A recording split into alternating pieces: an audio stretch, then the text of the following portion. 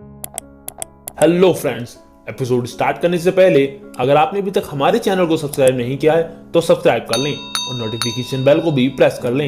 Episode की starting में हम रेड रिफाइनिंग ड्रैगन डोमेन को देखते हैं जो 10 दिनों के बाद ओपन हुआ था।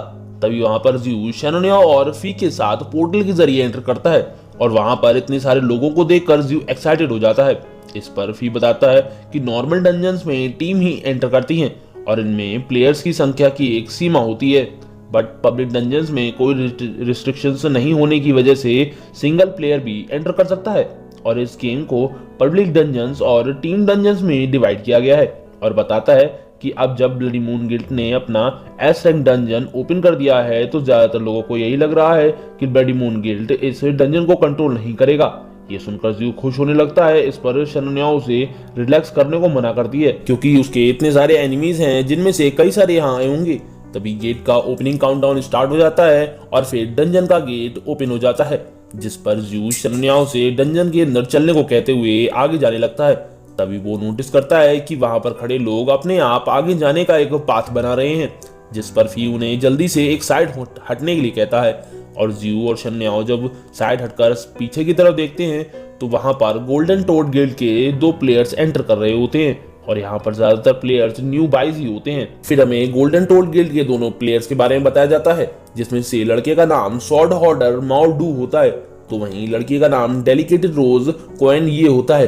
तभी माओडू रुक जाता है और ज्यू की तरफ देखता है, जिस पर ज्यू कहता है कि कोई प्रॉब्लम है क्या, और सोचता है कि मुझे हेट करने का इसको भी एक रीजन मिल गया क्या। तभी वो ज्यू को शू करता हुआ शैनोनिया की तरफ चला जाता है और उसे रोज देते हुए कहता है कि आप मिस शैनोनिया है ना, एक्सट्रीम फ्लैश में आपकी परफॉर्मेंस एब्सोल्युटली ब्यूटीफुल थी।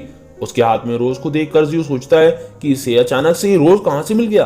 तभी माओडू शैनोनिया से कहता है कि आप मुझे रेसिंग सिखा सकती हैं फ्री टाइम में, जिस पर वो उसका रोज लेने लगती है।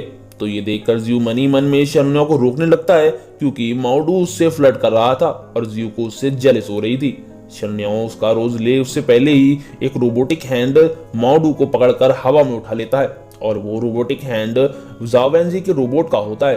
तो वहीं ज़ाओ वेंजी के साथ जेंजी भी उस रोबोट के साथ एंटर कर रही होती है। तभी माओडू ज़ाओ वेंजी से उसे जल्दी से छोड़ने के लिए कहता है क्योंकि उसे सचमुच एक काम अभी करना था, जिसका मतलब वो शैनोनिया की बात कर रहा था। जिस पर कोएन ये ज़ाओ वेंजी से उसका मुंह बंद करने को कहती है।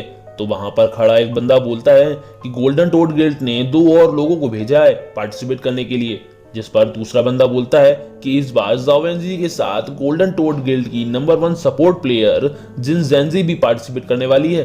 तभी ज़ाओ वेंजी की नजर वहां पर खड़े ज्यू पर जाती है और वो ज्यू को हेलो करके उसे बुली को उसका पैकेज डिलीवर करने के लिए थैंक्स बोलती है। फिर हम ज्यू को देखते हैं जो चैन की सांस लेता है। तभी वहां पर ब्लडी मून गिल्ड के प्लेयर्स भी आ जाते हैं और वो अपने गिल्ड के बेस्ट न्यू बाइज होते हैं और इन न्यू बाइज में से एक यिंग लुआन होती है और दूसरे प्लेयर का नाम घोस्टमैन जेन टियान होता है, जिसके साथ उसका पेट रक्षा मारू भी होता है। तो वहीं यिंग लुआन को देखकर शैनोनिया को उस पर बहुत गुस्सा आता है, जिसे ज्यू से रुकने को कहता है क्योंकि ये अभी सही टाइम नहीं था। तभी हम देखते हैं कि कोई ब्लडी मून गिल्ड के प्लेयर्स पर मिसाइल फायर कर देता है, जिस मिसाइल को रक्षा मारू बीच में ही अपने मुंह से पकड़ लेता है और वो मिसाइल वहीं ब्लास्ट हो जाती है। और धूल छटने के बाद हम देखते हैं कि जेन टियान ने खुद को और यिंग लुआन को शील्ड से प्रोटेक्ट कर लिया था। फिर हम उन प्लेयर्स को देखते हैं जिन्होंने जेन टियान पर अटैक किया था और वो तीनों अपने गिल्ड का बदला लेने के लिए जेन टियान पर अटैक कर रहे थे। तो उन तीनों को जेन टियान पर अटैक करता देख एक बंदा बोलता है कि शायद ये तीनों इडियट्स पागल हो गए हैं जो इतने पावरफुल जेन टियान पर अटैक कर रहे हैं। और हम इन तीनों को देखते हैं जो अपना रिवेंज लेने के लिए अपनी जान देने को भी तैयार होते हैं और इसी के साथ वो लोग फिर से जेन टियान पर अटैक कर देते हैं। इस पर जेन टियान उन्हें पुअर इंसेक्ट्स बोलते हुए अपनी स्वॉर्ड निकालता है और इतनी स्पीड में उन पर स्वॉर्ड से स्लैश लगाता है कि उन लोगों को खुद को बचाने का एक चांस भी नहीं मिलता है और वो लोग इंजर्ड हो जाते हैं। और ये देखकर ज्यू को भी समझ आ जाता है कि जेन टियान कोई नॉर्मल पर्सन तो नहीं है। इधर हम जेन टियान को देखते हैं जिसे ये लगता है कि ये तीनों उसके हाथों से मरना भी डिजर्व नहीं करते हैं, इसलिए वो अपने पैट रक्षा मारू को उन्हें खत्म करने के लिए भेज देता है। और जैसे ही रक्षा मारू उन पर अटैक करता है तो हम देखते हैं कि उन तीनों के इर्द गिर्द एक शील्ड बन जाती है जिससे वो लोग प्रोटेक्ट हो जाते हैं। तभी हम देखते हैं कि वहां पर लायन गिल्ड के प्लेयर्स आ जाते हैं जिन्होंने ये शील्ड क्रिएट की थी।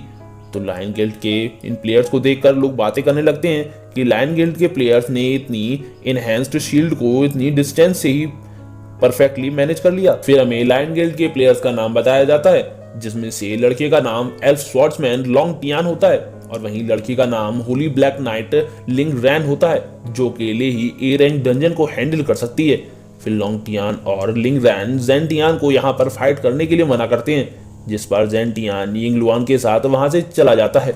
फिर लॉन्ग टियान वहां पर खड़े सभी प्लेयर से कहता है कि अगर कोई भी डंजन के एंट्रेंस पर किसी भी तरीके की फाइट करेगा तो उसे लायन गिल्ड जस्टिस के तौर पर पनिश करेगा। लायन गिल्ड के प्लेयर्स को देखकर जियू शेनोलियाओ से पूछता है कि क्या ये वाकई में लायन गिल्ड है, जो जस्टिस में गोल्डन टोड गिल्ड के बिल्कुल ऑपोजिट है। इस पर वो जियू से कहती है कि हाँ बेशक, और केवल लायन गिल्ड ही ब्लडी मून गिल्ड के सामने खड़ा हो सकता है। इधर हम दूसरे गिल्ड के प्लेयर को देखते हैं जो कह रहा होता है कि अब तो लायन गिल्ड भी एंटर कर चुका है और अभी तक ग्रे मिस्ट गिल्ड का कोई भी प्लेयर यहाँ नहीं दिखा है। इसका मतलब डंजन में जाने की बारी अब हमारी है, और वो अपने साथियों से अंदर चलने को कहता है। तभी डंजन में से एक आदमी बाहर आता है और उन सभी को अंदर जाने से रोक देता है, और लोगों के पूछने पर वो बताता है कि मैं ब्लडी मून गिल्ड का डंजन मेंटेनेंस ऑफिसर हूँ, और बताता है कि यहाँ इस डंजन के लिए 122 प्लेयर्स ने आवेदन किया है, जो कि बहुत ज्यादा है। तो ब्लडी मून गिल्ड ने लॉटरी सिस्टम का यूज करने का डिसाइड किया है, जिससे तय हुआ कि कब कौन अंदर जाएगा, और सभी को रैंडमली असाइन किया जाएगा। सभी लोग अपने नंबर के हिसाब से ही अंदर जाएंगे। इधर हम लोगों के हाथ में उनका लॉटरी टोकन देखते हैं, जिसे देखकर एक प्लेयर कहता है कि इसका मतलब अब टीम्स भी अलग अलग एंटर करेंगी। फिर हम फी और शरण्या को देखते हैं, और फी का 22वां नंबर होता है, तो वहीं शरण्या का 25वां नंबर होता है। फिर फी जियू से उसका नंबर पूछते हुए कहता है कि ब्रो, तुम्हारा लक हमेशा ही अच्छा होता है, तो क्या तुम टॉप 10 में हो। इधर हम जियू के हाथों को वाइब्रेट होता देखते हैं, क्योंकि लॉटरी नंबर में उसका लास्ट नंबर 122 था। इसलिए जियू को लगता है कि शायद उसके साथ कोई धोखा हुआ है, जिस पर फी उससे इंकरेज करता है और कहता है कि तुम्हारे एंटर करने तक हम तुम्हारी जगह फाइट करेंगे। इस पर वो कहता है कि मुझे स्टार्टिंग पॉइंट की फिक्र नहीं है, मैं तो इसलिए वरीड हो रहा हूँ कि तुम दोनों अकेले जाओगे। इस पर शरण्या कहती है कि हमें अंडर एस्टिमेट करना बंद करो और तुम बस हम तक पहुंचने के तरीके पर फोकस करो।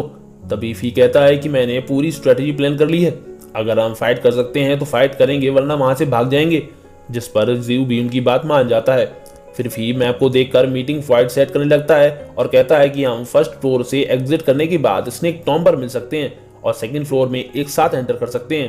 तभी 22 नंबर के एंटर करने के लिए अनाउंसमेंट किया जाता है, जिस पर फी अंदर जाने लगता है तो जियू से केयरफुल रहने को कहता है, क्योंकि ये सब इतना सिंपल नहीं होने वाला था। नेक्स्ट सीन में फर्स्ट फ्लोर के स्नेक पिट को दिखाया जाता है, जहां एक स्नेक मॉन्स्टर माओडू पर अटैक करता है, जिसे माओडू अपनी स्वॉर्ड से ब्लॉक कर लेता है और स्वॉर्ड के एक्यूमुलेशन को एक्टिवेट करते हुए उस स्नेक मॉन्स्टर पर एक्सप्लोसिव स्लैश से अटैक करता है और वो स्नेक मॉन्स्टर वहीं मारा जाता है। जिस पर माओडू अपने बालों को सहलाते हुए जाओ वेंजी से पैकअप करके वहां से आगे बढ़ने को कहता है कि तभी वहां पर 2 और स्नेक मॉन्स्टर आ जाते हैं और वो माओडू को पकड़ लेते हैं, जिससे माओडू हेल्प के लिए चिल्लाने लगता है। जिस पर क्वीन ये कहती है कि तुम वाकई में चारा बनने में एक्सपर्ट हो, और वो तेजी से स्नेक मॉन्स्टर की तरफ आगे बढ़ते हुए उस पर अपनी स्किल डांस ऑफ विंड का यूज करती है, जिससे वो दोनों स्नेक मॉन्स्टर्स वहीं मारे जाते हैं। तभी वो नोटिस करते हैं कि उनके आसपास कई सारे स्नेक मॉन्स्टर आ गए हैं, जिस पर क्वीन ये कहती है कि हमारी फाइट ने आसपास के सभी मॉन्स्टर्स को अट्रैक्ट कर लिया है। जिस पर ज़ेनजी ने फिक्र करने के लिए मना करते हुए अपने वेपन से माओडू और क्वीन ये के चारों ओर एक वाटर शील्ड क्रिएट कर देती है, जिसे वो स्नेक मॉन्स्टर्स डिस्ट्रॉय नहीं कर पाते हैं। तभी हम जाओ वेंजी को देखते हैं, जो अपने रोबोट जिन गैंग को अटैकिंग मोड को एक्टिवेट करने को कहते हुए उस स्नेक मॉन्स्टर को जिंदा जलाने को कहती है, जिस पर जिंग गैंग फुल पावर के साथ अपनी सारी मिसाइल्स को स्नेक मॉन्स्टर्स की तरफ फायर कर देता है, जिससे वहां एक बहुत बड़ा धमाका होता है और वो सारे स्नेक मॉन्स्टर्स एक ही बार में मारे जाते हैं, जिस पर वो सभी गर्ल्स परफेक्ट कॉपरेशन के लिए सेलिब्रेट करती हैं। तभी हम माओडू को देखते हैं, जिसका इस ब्लास्ट में बारबेक्यू बन गया था और वो जाओ वेंजी पर गुस्सा होते हुए उस पर चिल्लाने लगता है, बट वो उस पर कोई ध्यान न देते हुए वहां से जाने लगती हैं, जिस पर माओडू उन तीनों के पीछे भागते हुए जाने लगता है और उसे इग्नोर करने के लिए मना करता है। फिर हम वहां पर जेन टियान और यिंग लुआन को देखते हैं, जिस पर यिंग लुआन माओडू को देखते हुए कहती है कि यही गोल्डन टोड गिल्ड है, देखने में तो ये बिल्कुल भी पावरफुल नहीं लगते हैं जो हमारे लिए थ्रेट बन सके। जिस पर जेन टियान उसे ऐसे किसी को भी जज करने के लिए मना करता है और वो दूसरे प्लेयर्स को देखने के लिए वहां से आगे बढ़ जाते हैं। और इसी के साथ हमारा आज का ये एपिसोड यहीं खत्म होता है। वीडियो पसंद आई हो तो लाइक शेयर और कमेंट करना ना भूलें। Thanks for watching.